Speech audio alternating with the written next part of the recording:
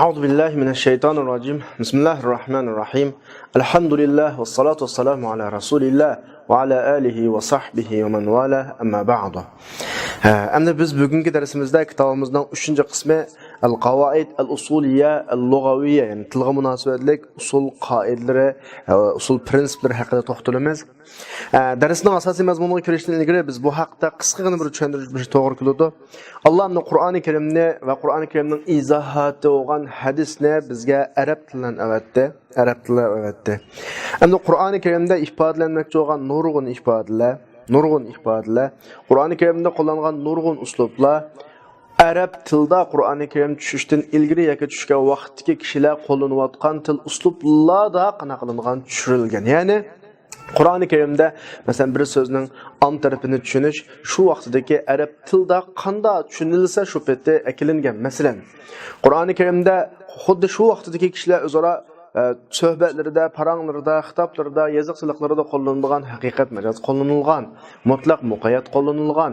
Demak, xuloslagan vaqtda Qur'oni Karimning til jihatda, hadis til jihatda shu zamonning kishilari qo'llangan til uslubi, til qoidalarini o'ziga qo'llangan, mujassamlangan bo'lg'achqa, endi biz Qur'oni Karimni va hadisni tushunishda dal shu davrdagi til uslub, til qoidalarini tushunishga ehtiyojliq. Dal bugungi darsimizning 3-qismi mushu xildagi qoidalarni o'ziga mujassamlagan. Masalan, majmuldan asosiy maqsad nima? Qo'shimcha maqsad nima? Asosiy maqsadga yondashib keladigan ergashma maqsad nima degandek. Undan keyin so'zningki asosiy mazmuni va tushuncha mazmuni, o'ng tushuncha mazmuni, ta'tir tushuncha mazmuni degandek. So'zningki umumiy ifodasi, xos ifodasi, masalan, am xos degandek. So'zning mutlaq muqayyat degandek, so'zdagi haqiqat majaz degandek, so'zdagi mushtarak degandek, lafzi muradif degandek, mushtaraklarning hammasi Qur'oni Karim va hadis bizga kelishdan ilgirmi arab tilida normal qo'llanayotgan uslublar.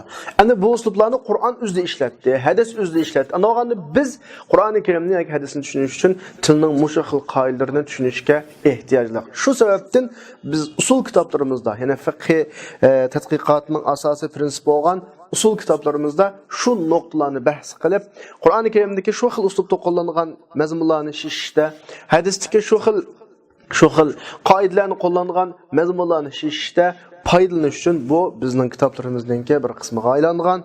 Odatda boshqa kitoblarning hammasida shu usul fiqhda asos 4 cho'ng mazmun bayon qilinib, birisi dalillar, shar'iy dalillar, yana birisi shar'iy ahkomlar, yana birisi shu tilga munosabatlik usul qoidalari, yana birisi tashri'iy degani tilga munosabatlik emas, xos shariat isloh, ya'ni shariat ib kelgan, shariatning o'ziga xos bir qoida, prinsiplar deb jami 4 qismga bo'linadi.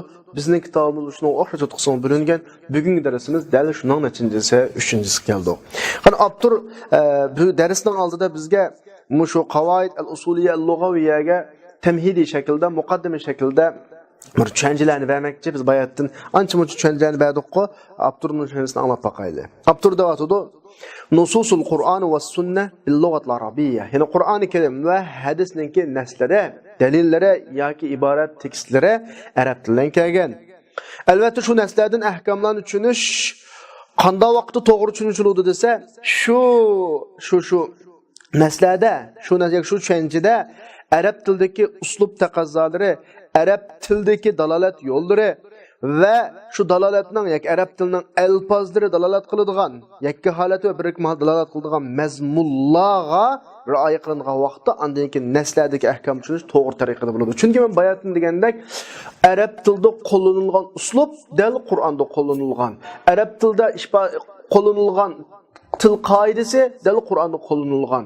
Arab tilidagi change prinsiplari Qur'onda qo'llanilgan bo'lg'ach, Qur'ondagi shu ahkomlarni to'g'ri tushunish uchun arab tilining shu xil ifodalarini, yakka holatdagi ifodalari, birikma holatdagi ifodalari, uslublari, masalan, qoidalarini bilish to'g'ri keladi. Shunlashqa uniya ulama va usulul fiqh al-islomiy, usulul fiqh al-islomiy ulamolari, islom fiqhi qoida prinsip ulamalar, usul ulamalari arab tilining uslublarini tekshirish, iboratlarini, mufradatlarini tekshirishga ko'ngil bo'ldi va mushu tekshirishdan va mushu tilning ulamalari muqarrarlashtirgan prinsiplardan bir muncha qoidalarni va bir muncha prinsiplarni yakunlab istamaddu degani yakunlab suzib oldiki, shu qoidalarga rioya qilgan vaqtimizda shar'iy naslardagi ahkomlarni to'g'ri shaklda tushunishga yetib bo'ldi. Bu xil to'g'ri tushunishga tushunch mushu naslar o'z tili bilan kelgan arab undan tushundigan tushunchga mos keladigan tariqada degani Payg'ambar alayhisolamning davrida kishilarning usul fiqh o'qishga muhtoj bo'lmasligining bir sababi. Biz darsimizning ashi 5-da deb o'tgan to'q, birisi masalalarni tushuntirib qo'ygan Rasululloh bor. Bu bir muhim masala. Ikkinchisi muhim nuqta. Ikkinchi nuqta bular shu vaqtdagi til ahli. Shu davrdagi shu uslubning sohiblari, shu qoidalarning sohiblari, Qur'on, hadis qo'llangan shu uslub qoidalar dal shuni qo'llanayotgan uslub qoidalar bo'lgach, buni qaytadan o'rganmasimi, xuddi ikkala normal paranglashayotgandeklar bir xil ahvol. ularga tushgan hadis, xuddi ikki odam normal paranglashib bir-birining gapini tushunayotgandeklar tushunadigan bir xil holatda, ma'lum nuqtadan. Shu tufaylidan ular usul fiqhning ichidagi maqoidalarni o'rganishga muhtoj emas. Hozir bizning dal mushu qoida o'rganishimiz ashulu shu vaqtida Qur'on hadisni o'zining arab til sog'lom tabiati, arab til xarakteri bo'yicha qanday tushunsa, bizmi shunday bir tushunishga yetarlishimiz uchun, shunday tushunish noqtasiga baralishimiz uchun o'rganyapmiz biz ham nima gapni. Amaliyotda Qur'on hadisini tushunishdan keyin bir qancha nuqtalar va omil jihat, masalan Rasulullohning ularni qancha bo'lganligi. Ikkinchidan biz hozir deyotgandek Qur'on yoki hadislar qo'llangan til, uslub, til qoida, til prinsiplar ularning shu vaqtda qo'llanayotgan til, uslub, til qoida, til prinsiplarining bo'lganligi. Uchinchidan shu muhit, payg'ambar muhit degani shu ahkomlar tushgan bo'lsa, ularning amaliyati shuni taqozo qilayotgan bo'lgach, amaliyat nuqtasidan masalan demakchi bo'lgani, ularning shu vaqtdagi ahvolidan ular Qur'oni Karim uchun. Shuning ichidagi birisi til uslub, til qoida, til taqozzolari.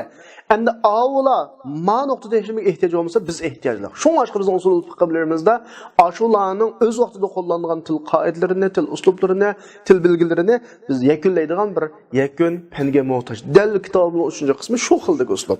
Ya'ni shundaqla va yutawassalu biha aydan degani, ya'ni shu nimalar orqali qoida prinsiplar orqali naslardagi maxfiylik bo'lgan taraflarni, mafihi xafa degani maxfiylik bo'lgan taraflarni izohlashga, o'ttirda zilliq ko'rinib qolish ehtimoli bo'lgan o'rinlardagi zilliqni ko'tarishga va dalil ta'vil qilish, dalolat qilgan mazmunlarni ta'vil qilishga va undan boshqa ahkomlarni, shu ahkomlarning nasridan yakunlab elishga munosabatli taraflarning hammasida biz mush usul ulamalari yakunlab chiqqanmiz. Til prinsip, til qoidalaridan foydalanib turib shu yerga yetalaymiz deydi.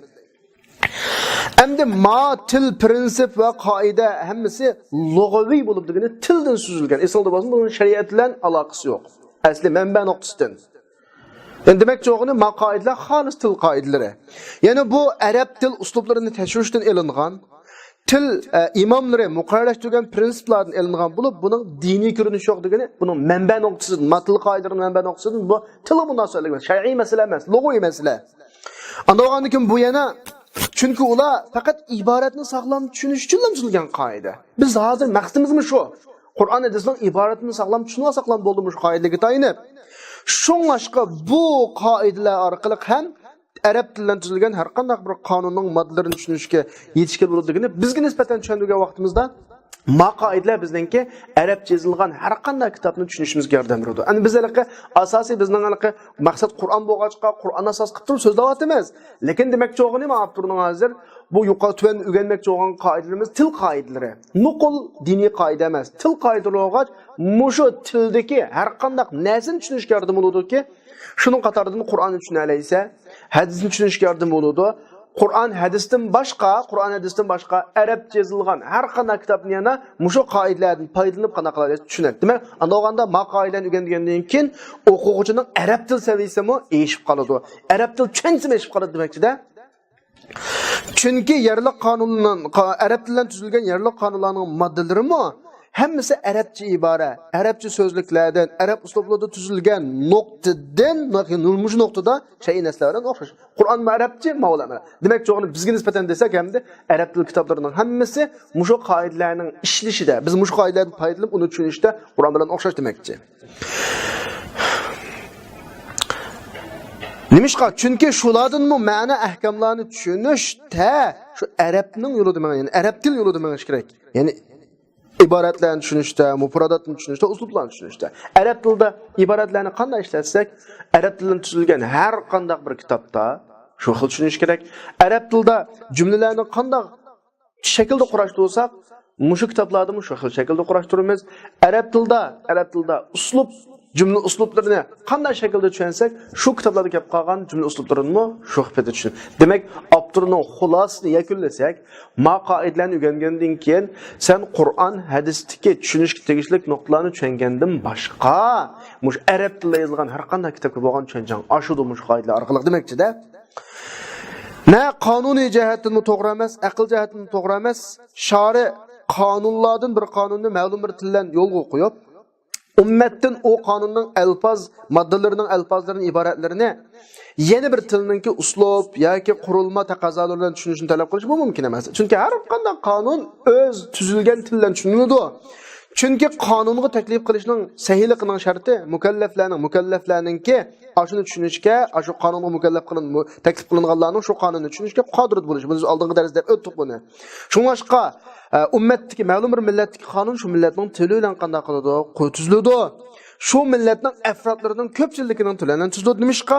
Ular shu qonundan bo'lgan ahkomni tushunishga istitoati bo'lsin. Ya'ni ularning tildagi tushunish uslubi bilan tushunishga qodir bo'lsin uchun. ولا يكون القانون حجة على الأمة.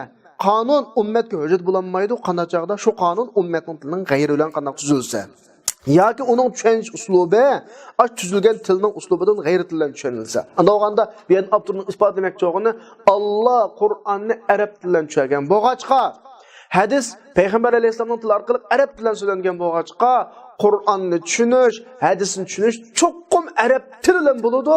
Onu arab tilinin g'ayrilan qanday qilolmaydi, tushungili bo'lmaydi demakchi. Dal buningga Qur'oni Karimning tuandagi oyatida dalil keldi. "Va ma arsalna mir rasulin illa bilisani qawmi liyubayyina lahum." Ya'ni bu yerdagi til masalasini tilg'alab, payg'ambar bilan ummatning tili bir bo'lish kerak, shundami? Ularga bayon qilib berish uchun degan gapdan shu payg'ambar olib kelgan narsani tushunish uchun payg'ambar olib kelgan narsaning tilisini bilish kerak, Qur'onning tilini bilish kerak, hadisning tilini bilish kerak demakchi-da. Va ala hada ma'nan asosan usulul fiqh ulamoları, İslam usulul fiqh ulamoları muqarrarlashtirgan, biz o'qimoqchi bo'lgan, to'yanda o'qimoqchi bo'lgan qoida prinsiplar mayli alfozlarning ma'niga dalolat qilish yo'llari haqida, umum siyg'alarning ichidagi umum ifodalaydigan mazmun haqida, am mutlaq mushtarakli dalolat qiladigan mazmun haqida, ta'vilga ehtimol qiladigan, ehtimol kamaydigan taraflar haqida va bizning e'tiborga olganimiz lafzning umumligi, sababning xususligi emas degan haqida va atfi o'xshmaslikni taqozo qiladi. Mutlaq amr ijobni taqozo qiladi degan haqida va undan boshqa naslarni tushunish prinsiplari, shu naslardan ahkomlarni yakunlab olish prinsiplari haqidadir deydi. Mush to'g'ri so'zlaymiz endi biz. Cümlenin ma'nosi qanday chiqadi? Alfaz qanday shaklda ma'noni ifodalaydi? Omkab qaz qanday ma'no chiqadi? Mutlaq qanday ma'no chiqadi? Mushtarakdan qanday ma'no chiqadi? Qaysi so'zlarni tuz tushunishga bo'ladi, muhkam, qaysi so'zlar g'ayri muhkam, muavval, ta'vil qilinadi? Qaysi shaklda iboratning umumiy shakli bizga nisbatan dalil bo'ladi? Ya'ni bunday vaqtda iboratning umumlikni e'tiborga olamiz sabab nuqs. Degandek mushno atf degan ma'tub alayning ikkisidan ki bir emasligini ifodalaydi. Mutlaq amr kasb bundan favriyat chiqib ijob chiqadi. Demak, tilga munosabatlik butun qoidalar haqida kelgan bo'ladi maqoida prinsiplar. Demak, til hukmi demakchi.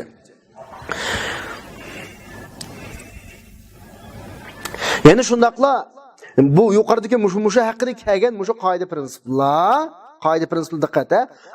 Cümlenin beşine qarasanglar, fal qavaid va zavabit cümlenin igisi. Qolgan keyindikining hammasi silisi. Buning xavri turaa degan xavrulda. qaytadan kelsak bir ixcham shaklda islom fiqh ulamolari lafzlarning ma'nilarga dalolat qilish yo'llari haqida, umumning siyg'lanishidagi umum ifoda etadigan mazmunlar haqida, am mutlaq mushtarak dalolat qiladigan mazmunlar haqida, ta'vilga ehtimol qiladigan ehtimol kamaydigan mazmunlar haqida, lafzning omliqni e'tiborga olamiz, sababning xususligini emas degan haqida, atba o'xshmaslikni taqozo qiladigan haqida, mutlaq amr ijobni taqozo qiladigan haqida, undan boshqa naslarni tushunish va ahkomlarni shu naslardan yakunlab elish qatorliq masalalar haqida tuzgan muqarrarlangan qoida prinsiplar xuddi shar'iy naslarda rioya qilingan Qur'on hadisda mush qoida prinsiplarni ishlatganimizdek madaniy tijoriy sud masalan arz murofaat degani jazo va undan boshqa Arab tilidan tuzilgan davlatning qonunlarining hammasi rioya qilinadiganini Abturni demoqchi bo'ldi. Shu vaqtdagi davlatning qonunlarini masalan Misr demoqchi endi. Misrning qonunlari, ya'ni islom davlat dini, arab tili uning rasmiy tili degan dasturdagi asos qonundagi 149-moddaga asosan mushu prinsiplardan foydalanib davlatning qonunlaridan foydalanishga bo'ladi. Davlat Abtur bizga nisbatan u munosabat so'g'achqa biz deymizki, bu qoidalarni Qur'on hadisda qo'llanilgandek har qanday kitobda qo'llanib har qanday kitobning avtori shu kitobdagi ibora so'zlardan ichiga yushirilgan maqsadlarini avtorining maqsadini suzib elishga tushunishga bo'ladi deb mana yakunlasak bo'ladi. Tamam, keynidagi ba'ziligi yerli qonunga munosabatlik ba'zi gaplarni ta'kidlab avtor. Buni bilan bizning munosabatimiz bo'lmag'achqa keyingi ishga abzasini qo'yib qo'yamiz. Yerli qonunning masalasi bizga nisbatan xususan avtorning yashagan davrdagi masalaning yerli qonunlari bilan bizning hozir ishimiz yo'q. Shunlashqa usul fiqh ulamolari shuni muqarrarlashtirdiki, shar'iy urfiy ma'noda ishlatilgan so'zlar. Shar'iy urfiy ma'no ishlangan degani aslida boshqa ma'noda kelgan arab tilida qo'llanilgan, keyin shariat kelgandan keyin shar'iyda urfilashib, shar'iy ma'no o'zib ketgan bir so'zlar va salat, zakat, taloq degandek naslarda buning urfiy ma'nosi tushuniladi, lug'aviy ma'nosi emas. Lug'aviy ma'nosi emas. Chunki qonun chiqaruvchi degani shari o'zining ifodalarida xos urfga. Chunki Qur'on hadislarda salat degan lafzni aslidagi duo ma'nosini namozga o'zgartirib ishlatdi. Zakatni aslidagi bo'g'izlash yoki poklash ma'nosini liqa zakatga ishlatdi masalan. Ando'g'andan bu Allohning yoki shariatninki xos urfsi. Ando'g'anda Qur'oni Karimda dal mushu xos urfi alohida rioya qilinadi. Agar uning xos urfi bo'lmagan vaqtda andikin umumiy lug'at ma'no yoki lug'at urfi rioya qilinadi deb avtor ma'no qildi. Demak, nima desa, madamiki so'z til doirasidan chiqib ketmasa, ya'ni ma'lum bir kasbiy sohaga chiqib ketmasa, bir so'zlik yoki ma'lum bir ayrim fanning sohasiga chiqib ketib, shu sohadagi boshqa ma'noni ifodalaydigan holat o'tib ketmasa, mushu so'zlik, mushu til doirasida turib tushuniladi. Uni tilning umumiy qoidalari, umumiy prinsiplari, umumiy dalolatlariga tushirib turib, mushu qoidalarga tushirib turib qanaqa qilamiz tushunamiz. Demak ham yuqoridagi avtorining bergan izohati nima desa, xulosalab yig'ib akalsak, arab tili, Qur'on arab tilidan tushgan bo'lg'achqa, hadis arab tilidan so'zlangan bo'lg'achqa, Qur'on hadisda arab tilidagi nurg'un qoida prinsip, so'zning ifodalash shakllari, mayli yakki so'z bo'lsin yoki birikma so'z bo'lsin, ish qilib tildagi nurg'un prinsiplar arab tilida bor bo'lgan shu prinsiplar Qur'on hadisda singdirilgan bo'lg'achqa, biz Qur'on hadisni xuddi Qur'on o'z vaqtida tushgan vaqtdagi arablar normal tushungandek tushunish uchun mush qoida prinsiplarni o'rganishimiz kerak deb xulosaladi. Endi Abtur mushu munosabatlarni, mushu qoida prinsiplardan 6 yoki 7 ga yaqin qoida prinsiplarni o'tirib qo'ydi. Bizning o'qiydigan birinchi qoidamiz nasning dalolatining yo'llari haqida. Albatta, kelgan jumla yoki masalan bizning normal birimiz bilan qilgan paranglarimizdami, og'zimizdan chiqqan jumla shakli yoki bir jumla so'z bir necha xil ma'noni ifodalashi mumkin. Ba'zida asosiy deguchining maqsadlik ma'nosini, undan keyin yana turib uning ichida asosiy maqsadlik ma'ni ifodalagandan boshqa deguchi ma'lum maqsadlarning ichiga yushagan bo'lishi mumkin yoki asosiy maqsadlik ma'noga ergishib keladigan bir ma'nolar bo'lishi mumkin yoki asosiy maqsadlik ma'no to'g'ri chiqish uchun qistirib tegishlik ma'no bo'lishi mumkin. Shunda olib bir jumlaningki, bir tekstninki yoki bir dona kalomninki hisobda bir so'zninki ifodalaydigan ma'nosi bir xil bo'lmaydi. Ba'zi asosiy maqsadlik ifoda bo'ladi, qo'shimcha ifoda bo'ladi, ergashma ifoda bo'ladi va zarur ifoda bo'ladi. Zarur ifodaning asosiy ifodaning to'g'riligi uchun masalan, mushtaq ifodalar yo'llarini bahs qilib Nesning ifade yollarını neçige bo'ladi? 4 ki bo'ladi. Bugungi men birinchi qoidadagi so'zlaydiganimiz dal nesninki, tekstninki ifodalash yo'llaridagi 4 yo'l. Abdur qizil katakchining ichiga bugungi darsning asosiy mazmunini xulosalab deyotdi. An-nassu shar'i, shar'iy nas yoki qonuniy nas şunun ibaretinden degini asasi maqsadlik ma'nosidan. İbaret degan asosiy maqsadlik ma'no. İşaretidan, qistirma ma'nosidan, dalaletidan, ergashtirma ma'nosidan yoki iqtidosidan, zarur ma'nosidan degini aslidagi asosiy maqsadlik ma'no chiqish uchun zarur bo'lgan ma'nodan tushunilgan mazmunlarga amal qilish vojib degini bir so'zning yuqoridagidek 4 yo'ldan chiqqan ma'nosining hammasi shu jumlaning ma'nosi hisoblanadi. Agar shu jumla bizga nisbatan bir shar'iy nas bo'lib qolsa, Qur'onning oyati bo'lib qolsa, shu Qur'onning oyatidan yuqorqi 4 yo'ldan chiqqan iboratidan degani asosiy maqsad shaklda chiqqan ma'no, ishoratidan qistirma shaklda chiqqan ma'no, dalalatidan ya'ni ergashma shaklda chiqqan ma'no yoki iqtidodinki zarurat shaklda chiqqan ma'no qaysi shaklda chiqsin, 4 shaklda chiqqan ma'no shu nasning, shu shar'iy nasninki ifodasi bo'ladi. Şu şer'i nesga ergishish bizga vojib bo'lganda, shu ifodalarga ergishib, shu ifodalarni hammasiga amal qilish ham bizga nisbatan nima bo'ladi, vojib bo'ladi. Andan davomida muhim narsa zoti shu ifodalar qanday shakldagi ifodalar buni bilish.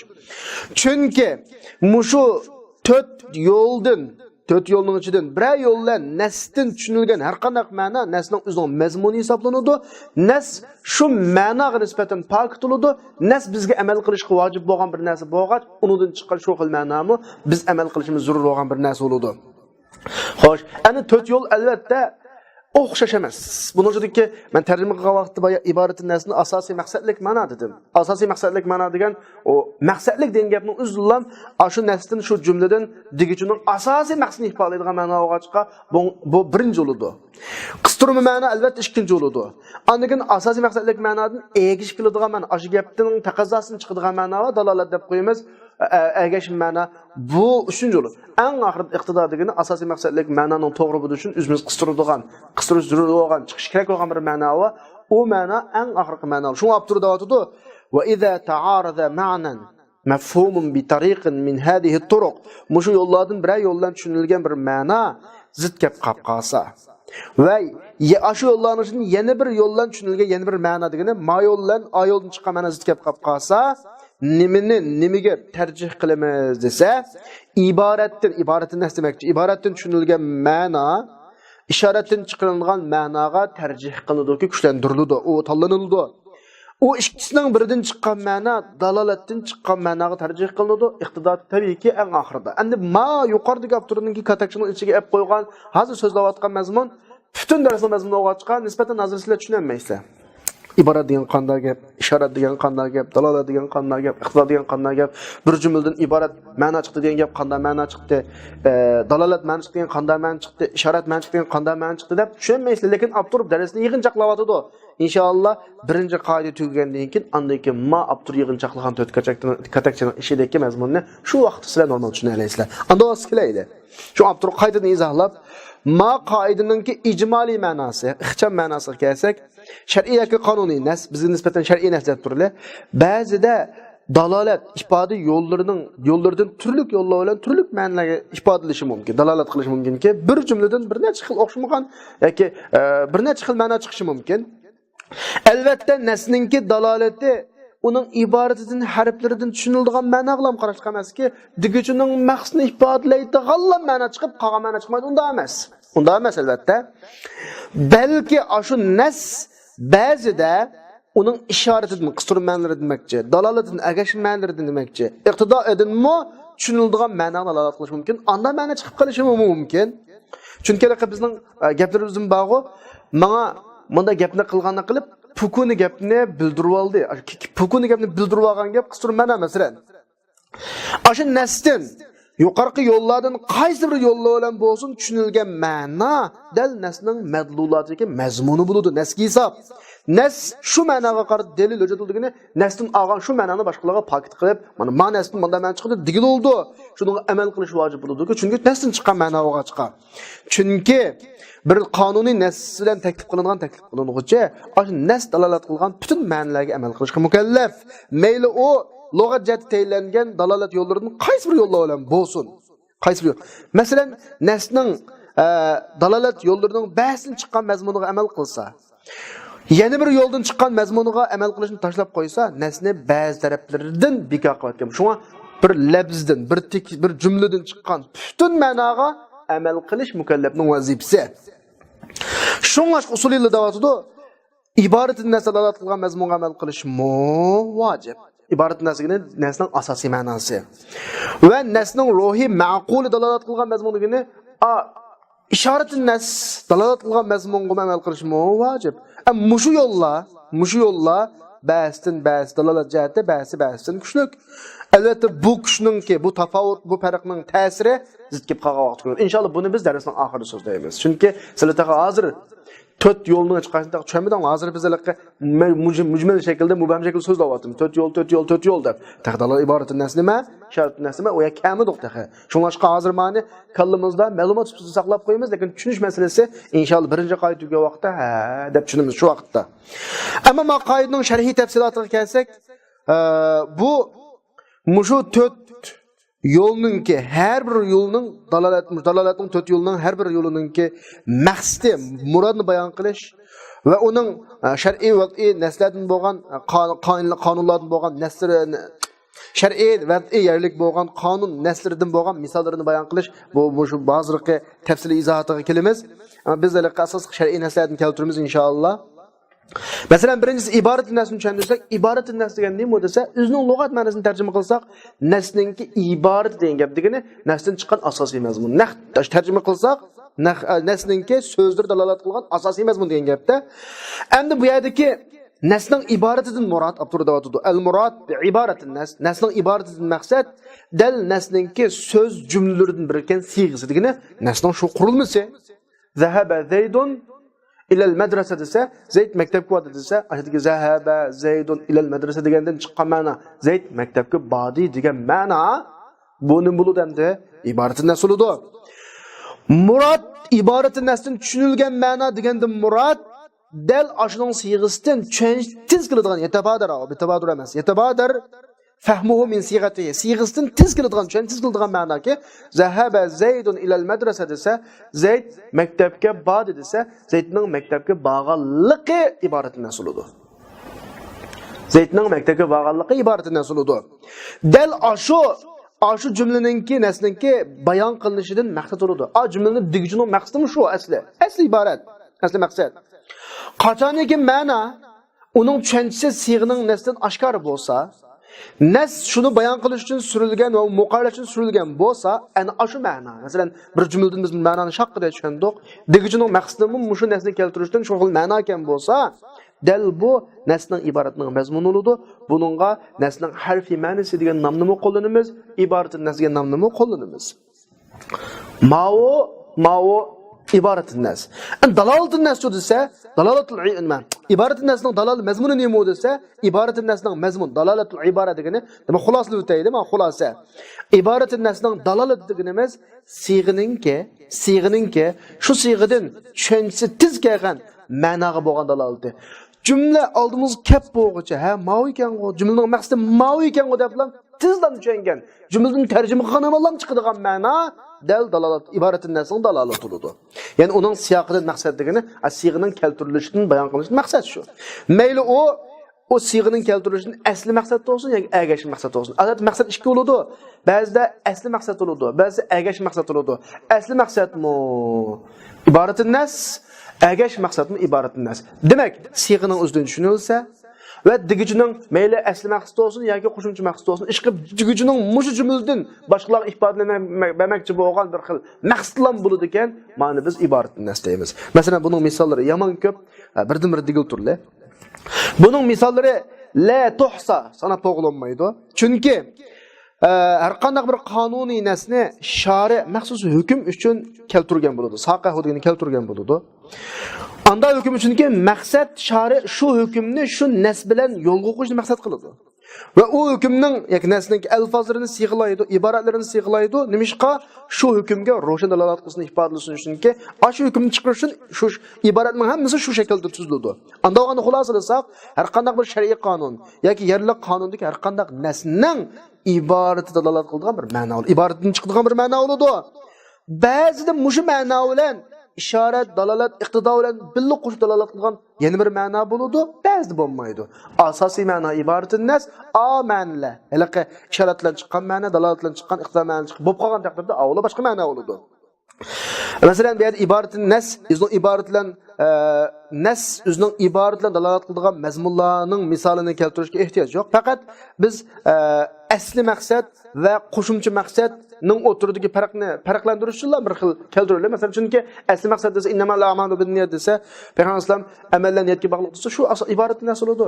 Ishqib tarjima qilib tushungan ma'noning hammasi iboratin nas bo'ladi. Uni shunga misol keltirish hojatsiz. Faqat asli maqsad bilan qo'shimcha maqsad ikkalasi iboratin nas. Şunu biz nesninki keltirilishidan asli maqsad yoki agashma maqsad shunun farqini misol keltiramiz. Aliqi iboratin nasga misollarni keltirish hojatsiz. Chunki hammalar shu o'qiganlarning hammasi qanday oyat hadisni kelib shuningdan ma'no asosi chiqqan ma'no innamal a'malu binniyat bayatini deganimizdek amallar niyatga bog'liq shu asosiy maqsadlik ma'no bo'ladi. Faqat hozir bu yerda asli maqsad degan nima, agash maqsad degan nima, shuni bir farqlantirish uchun bir misol keltiraylik. Allah Qur'oni Karimda dedi: "Va halallahul bay'a va harramar riba." Amma oyatning o'zida darhol biz tushunadigan ma'no, Allah sodini halol qildi, jazodini harom qildi. Tamam, Abdurrahim deb tushuntirdi, qarab boqaylik, bir misol. Ma'nas uning siyg'isi oshkor holatda ikki ma'noni ifodalaydi. Ikki xil ma'no. O ikki xil ma'noning har birisi şu nesning siyoqidan maqsadligini bayon qilinishini asosiy maqsad deydi. Birisi soda jazoni o'xshamas. Ikkinchisi sodaning hukmi halol, jazoning hukmi harom. Xo'sh, unda o'z bu ikkisining ne farqi bor desa, oyatning sababi nuzulga qarasak, oyat aslida mana shaklda kelgan oyat. İslam jazoniga qarshi turgandan keyin mushriklar o'zicha buningga raddiya qaytarib, o'zicha jazoning sodaning ne farqi? Sodadan pul tapıdı, jazondan pul tapıdı. Şu o'xshash gap bu. Farqi yo'q. Innamal bay'u mislir riba. Soda degan jazoni o'xshash degandan keyin Alloh bu farqni qana qilib, farqni paydo qilib, sizlar farq yo'q deysizlar, ammo farq bor. Jazon degan harom, soda degan nima? Halol. Deyish maqsadi oyatni keltirgan. Unda o'ganda biz oyatning mushu narsadan ikki xil ma'no olgan. Birisi soda jazoniga o'xshamaydi. Bu bir ma'no. İkincisi soda halal, jazoni nima? Haram. Xo'sh, sizlarning qaysi asli maqsadlik ma'no, qaysi agash maqsadlik ma'no? Allohningki mushu jumlani, mushu oyatni deyishdan maqsadi nima? Desa, soda jazoniga o'xshamaydi. Deyish asosiy maqsad. Endi sodaning jazoniga o'xshamaydiganligini deyish uchun ikkisining hukmini deyish to'g'ri keldiki, ma halal, ma haram. Ma halal, ma haram. Unda sodaning halolligi, jazoning haromligi agashma ma'no. İkkalisi maqsad lekin juma, ikkalisi. Birisi asli maqsad, birisi agashma maqsad. Da'vatudiki ikkalisi ma'nayan, ya'ni ikkalisi shunda ibnasning iboratidan tushunilgan ma'noga, shu tarjima qilgan tushuniladi bu ikki ma'noni. İkkalisi shu nasning siyoqidan maqsadki Alloh mushu nasni keltirishdan shu xil ma'noni bermoqchi bizga. Lekin birinchi ma'no, qaysi birinchi ma'no? Soda jazoni o'xshamaydi degan ma'no oyatning bayonidan asli maqsadga, chunki Allohning asli maqsadi avulninki soda jazoniga o'xshash degan gapiga raddiya qilish uchun keltirgan Alloh. Chunki oyat innamal bay'u mislir riba degan odamlarga raddiya berish uchun keltirilgan. Ano'ganda soda jazoniga o'xshamaydi degan gap asosiy maqsadlik ma'no. Ikkinchi ma'no Aşı bayandan, yani ayetinin keltirilishidan maqsad, lekin agash maqsadga soda jazoniga o'xshamaydi degan asli ma'noni ifodalash uchun qanday o'xshamaydi desa, ma halol, ma harom deb dalil ko'rsatdi. Chunki mumosilatni yo'qotish, ikkisining o'xshamaydi deb mumosilatni yo'qotish nimani taqozo qildi desa, u ikkisining har birining hukmini bayon qilishni taqozo qildi. Hattoki ikki hukmning o'xshamasligidan o'xshash emaskan hukm elinsin uchun. Agar aslidagi o'sha siyoqdan, oyatning siyoq keltirilishidan asli maqsadlik ma'noni lam to'xtab, mushunlam ifodalash to'g'ri kelib qolgan bo'lsa, va laysal bay'u misr riba deydi. Lekin ahallallohu bay'u va harramar riba deb ikki ma'noni tang ifodaladi. Ya'ni so'd bilan jazoni o'xshamaydi bu bir ma'no, ya'ni bir so'dning hukmi halol, jazoning hukmi harom degan ikki ma'noni tang ifodaladi. Ikkalisi asli ma'no, nima ikkalisi iboratin nas, lekin birisi asli maqsad, yani birisi tabiiy agashim maqsad shakli. Lekin ikkalisi iboratin nas bo'ladi. Bu bir misol. Yana bir misolda ve in khiftum alla tuqsitu fil yatama fankihu ma taba lakum minan nisa'i mathna ve thulatha ve ruba fa in khiftum alla ta'dilu fawahida. Oyatni bir tarjima qilib boqaysiz. Sizlar o'zingizlar bir tushuncha boqinglar. Agar sizlar yetimlar haqida adolatli qilmasdan qo'rqsanglar, sizlar ayollarning ichidan sizlarga halol bo'lgan ayollardan 2 lab, 3 lab, 4 lab olsanglar bo'ladi. Agar adillik qilmaslikdan ansirab qo'rqsanglar, birini olsanglar yaxshi edi. Oyatning chiqqan tarjimasi shu. Xo'sh, endi sizlar apaqinglar oyatning qanday mazmunlar chiqibdi? Ve yufhamu min ibarati hada nas ma'an nasninki ibaratidan biz bayatın dalalatning yo'lini to'tga bo'lgan birinchi ibaratın nasmitda ibaratin nasdan 3 xil ma'no chiqadi. Birinchisi ayollardan pok bo'lganni elishning mubohligi. Da qarasak ayollardan 2 lab, 3 lab, 4 lab to'y qilish bo'ldi ekan.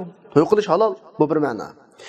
İkincisi ayollarning sonining yuqorisini 4 bilan belgilashga 4 g'icha. Bu ikkinchi ma'no. Üçüncüsü zulümdün. Köp xotinni köp ağa vaqtida zulümdün qo'qab qolsa, birga to'xtashning vajibligi. Ma 3 ma'no oyatni üstünlab chiqadi. Fankihu to'y qilsa bo'ladi. Mataba lakum minan nisa'i masna va sulasa va ruba tutg'icha. Va in khiftum alla tuqsitu. Va in khiftum alla tuqsitu. Va in khiftum alla ta'dilu fawahida. Agar adillik qilmasdan ansirsanlar, bir. No'g'anda oyatning umumi chiqqan ma'no to'y qilish, to'tlanchaklash, yana birisi zulmni qo'qab qolsa, birlan bo'ldi qilish. 3 ma'no oyatdan chiqadigan iboratun nas. Endi oyatning asosiy maqsadi qaysi? Agash maqsadi qaysi desa, bu 3ning hammasi iboratun nas bo'lishning sababi chunki ma'nolarning hammasiga nasning alfozlari oshkora dalolat qiladi. Hammasi nasning keltirilishidan maqsad, lekin birinchi ma'no to'y qilish degan ma'no ergashma shakldagi maqsad. Chunki oyatning asli maqsadi emas. Ikkinchi, uchinchi maqsad asli ma'no. Nima uchun? Chunki oyatning sababi nuzulga qaraymiz. Oyatning sababi nuzulda arablar o'zi ega bo'lib, ota-onasi o'lib ketgan qizlarga, masalan, ota-onasi o'lib ketgan, ota-onasining mol-mulklarini meros qolgan qizlarga o'zi ega bo'lib, qarab baqib, qizlar chiroyliroq yo'g'insa, uni shu o'zi baqqan bo'lg'ach, o'zi ega bo'lgan bo'lg'ach, uning mol-mulkim tayyabamdi. Uni to'ylab olmasin bo'ldi yoki to'y qilgandan keyin mol-mulkka o'rtaq qolib qoldigan bo'lganday, bunda bir har xil niyat bilan evoladigan. Agar kurumsiz qo'yib qolsa, uni chiqaratadigan, ish qilib mushtavlab bir qizlarga muomala qilishda adolatsizlik ishlari bo'lg'achqa, Qur'on ma ishni tuzash uchun oson odillik bilan ol. O'zing ega bo'lgan qizlarni oson, xuddi sirtdagi ayollarni olgan o'xshash ol. Mal-mulkiga chaqilma masalan, g'ayri shar'iy shaklda, botil yo'llar bilan yevami uni mal-mulkini. To'yliqini joyida ba, muomala joyida bo'lsin, menda ol. Agar adolatli qilmasang, boshqa ayollarni ol. Deb maqsad qizlarga, kichik qizlarga veli o'g'illarning shu qizlardan to'y qilish, to'y qilmaslik masalasidagi masalani tuzash. Unda o'g'anda bu masala necha ma'nodan chiqadi desa, ikkinchi, uchinchi ma'nodan chiqadi. Ya'ni 4 dan ortiq qolmaslik. Birdan qo'rqish. Chunki qaranglar. Chunki oyat velilarning, ya'ni kichik qizlar alal qussar degani kichik qizlarga veli o'g'illarning munosib jihatini keltirilgan. Bu velilar mushu velilikni qabul qilishdan qisilib qolgan. Ya'ni yetimlarning mollaridagi zulmdan qo'rqib, bular egolab qolsak aytgan u. Yo'q, egolsanglar bo'laveradi. Egolab, siz to'y qilsanglar, bundan to'y qilmay haqini to'y qilsanglar bo'ldi degandekcho. Allah subhanahu va taolo ularni shuning askartiki zulmdan qo'rqish sizlar bilan ko'p xotinni cheksiz shaklda elishning o'tirini to'sashi kerak. Qeydsiz shaklda to'y qilishning o'tirini cheklash kerak. Unda o'g'anda sizlar 2, 3, 4 nelanglar. Mavo zulm bo'lmaydi. Agar endi mushulning o'tirdimi, ya'ni taaddud ko'p og'a vaqtida odillik qilmasdan ansirasanglar, birga to'xtanglar. Mavo 2, 3, 4 to'xtash yoki birga to'xtash zulmdan qo'rqadigan odam uchun nima vojib deb bu oyatning asli keltirishning asli maqsadimiz. Oyat nima demoqchi? To'y qilishni turaqlashtirmoqchi, to'yni munzimlashtirmoqchi, to'yni manda qilsa yoki manda qilsa. Alalasang 2, 3, 4 ni olsa, adolat qilmasang birini olsa. Mavo insonlashtirishga asosiy maqsad oyatningki. Endi bunda 2 ni alsa, 3 ni alsa, 4 ni alsa. Yoki bo'lmasa zulmni qo'qsan 1 ni alsa degan gaplardan to'y qilsa bo'ldi ekan-ku degan gap chiqib qoldi. Mana agash maqsad. Ya'ni mushu to'y qilishning mubohligining bayonini agashtirib keltirdi. Unda o'ganda to'y qilishning mubohligi agash maqsad ma'runda. Asli emas. Asli maqsad qaysi desa, ayolning sonini 4 ga to'xtatish yoki 1 ga to'xtatish. Agar bir şeyda bir ma'noni ifodalamoqchi bo'lsa, ya'ni siyaqdan bo'lgan maqsadlik ma'noga dalolat qilishlam to'xtab bir ma'noni ifodalayman degan bo'lsa, nima deydi desa, va in khiftum alla tuqsitu fil yatama faqtasiru ala adad az-zawjat la yazid ala arba'da. Bunda ifod. Fa in khiftum alla ta'dil bayna al-adad minhunna faqat.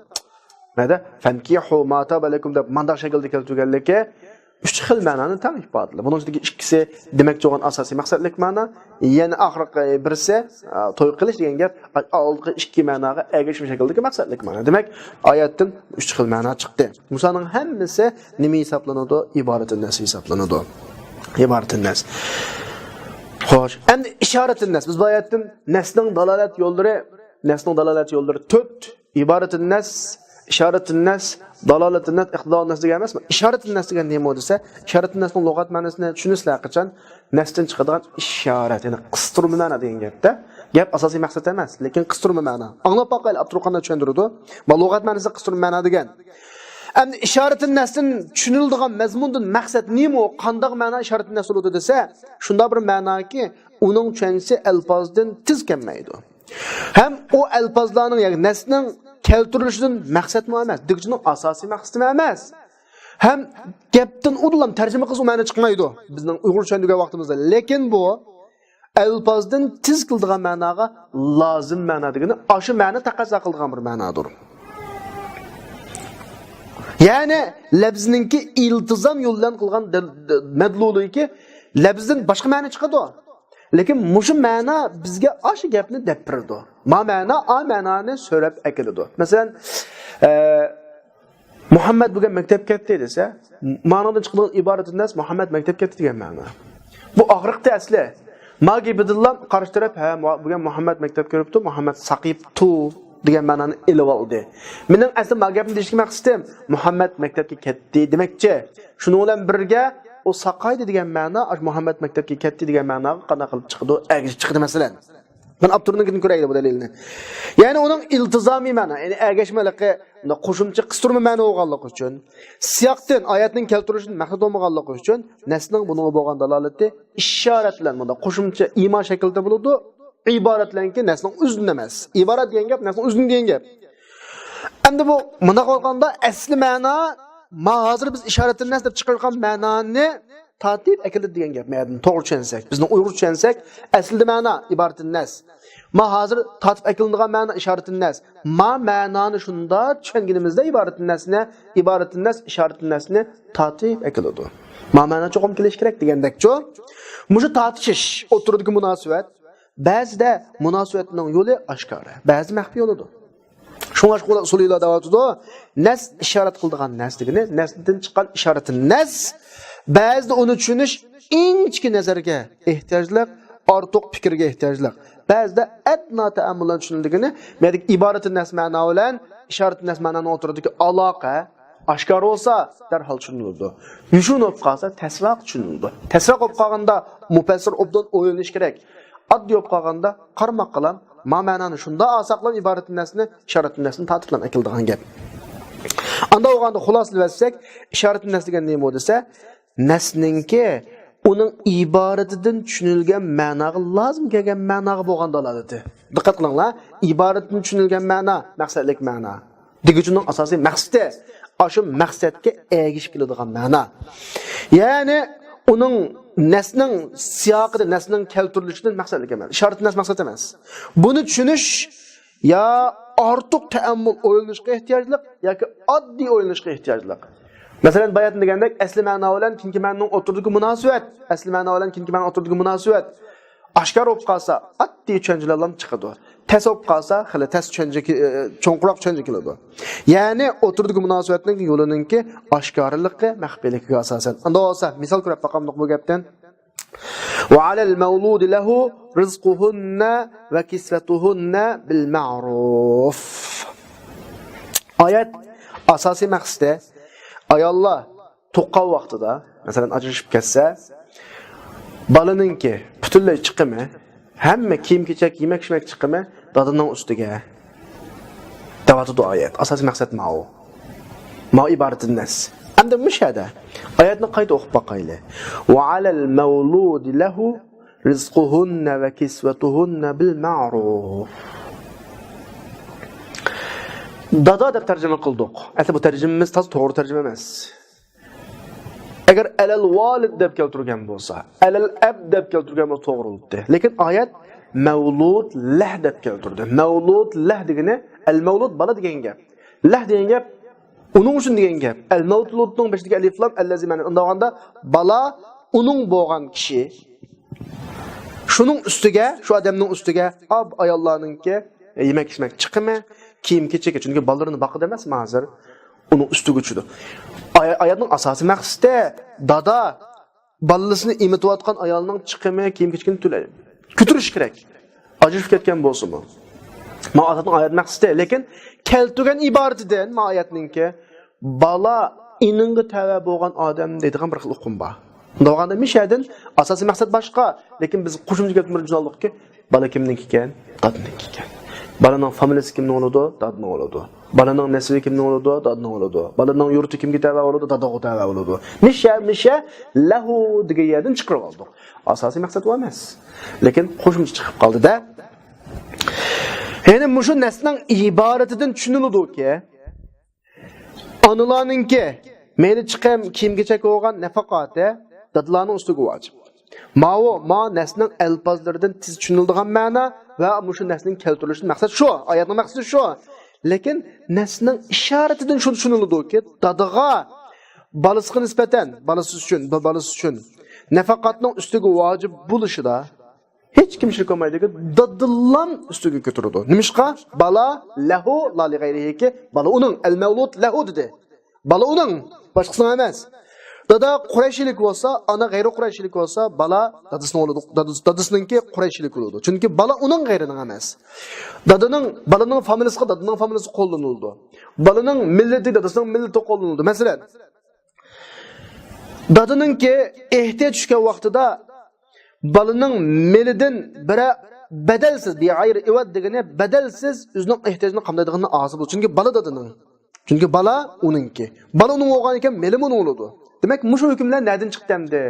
Masalan, balaning familiyasi dadaga tava, nasibi dadaga tava, balaning mollari dadaga tava degan gap nereden chiqdi desa, ma hukmlar nasning ishoratidan tushunildi.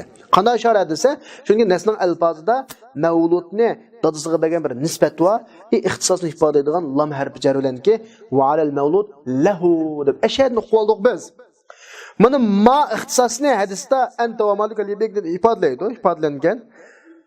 Her halda iş qilib ma hukm asosiy maqsaddan chiqmay qo'shimchadan chiqib qoldi. Mana biz indaymiz, ishoratin nas deymiz. Demak bu nima desa, nasning iboratdan tushunilgan ma'noni. Nasning iboratdan tushunilgan ma'no dada chiqimni ustiga oladi degan gap.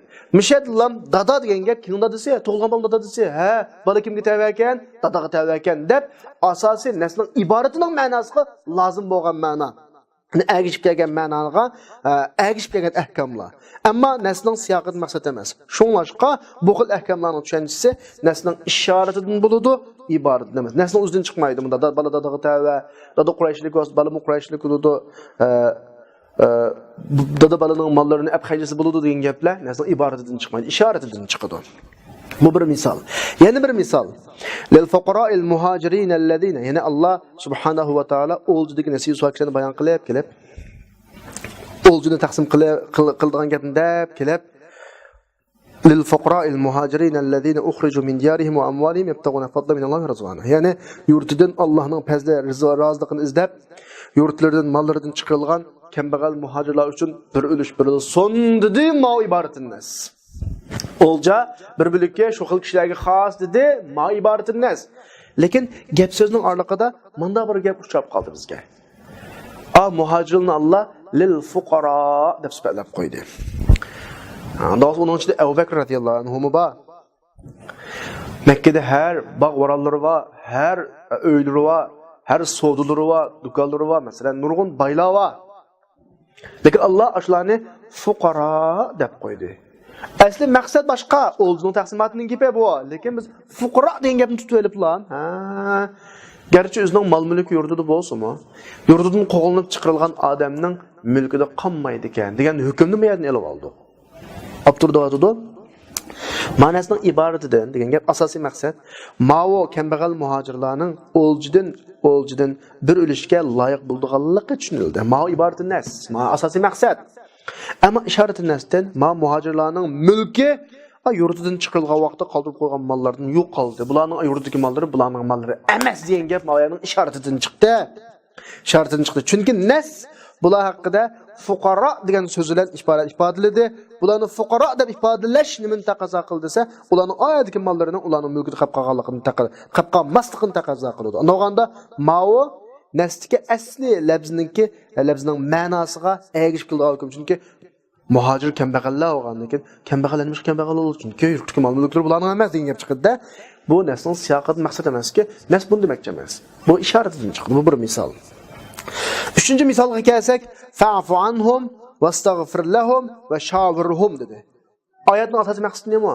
Rasulullohga Alloh xitob qilib deyotdi, ularni kechirvat xatolikni, ularni o'tvat, ulardan maslahatlash deydi. Maslahatlash degan gapning o'zi asosiy maqsad, lekin bu gapdan maslahatlash degan gap maslahatlashgidek adam bo'lsin degan gapda maslahatlash asosiy maqsad. Aşını tegadilar, maslahatlash kerak, bir bilik guruh shakllantirish kerak ekan.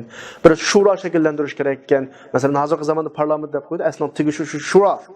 Maslahatlashadigan bir guruhning birisi shakllanish kerak ekan deb shura qurish, ahli shura, majlisi shura qurish mushayatning ishoratnasidan chiqadi.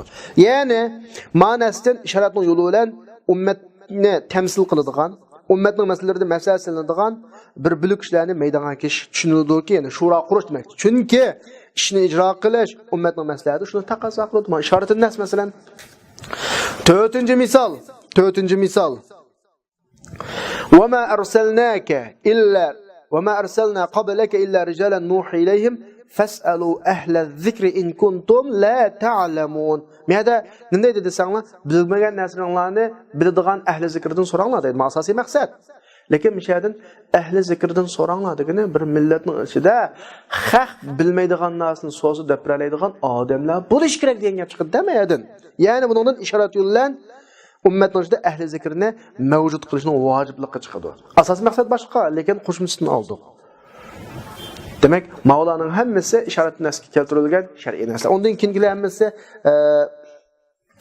avval qonundagi ishorat nasning misollari biz bu yerdan o'tib ketamiz. Endi mishada bir nuqtani alayda askar tutib to'g'ri keladi.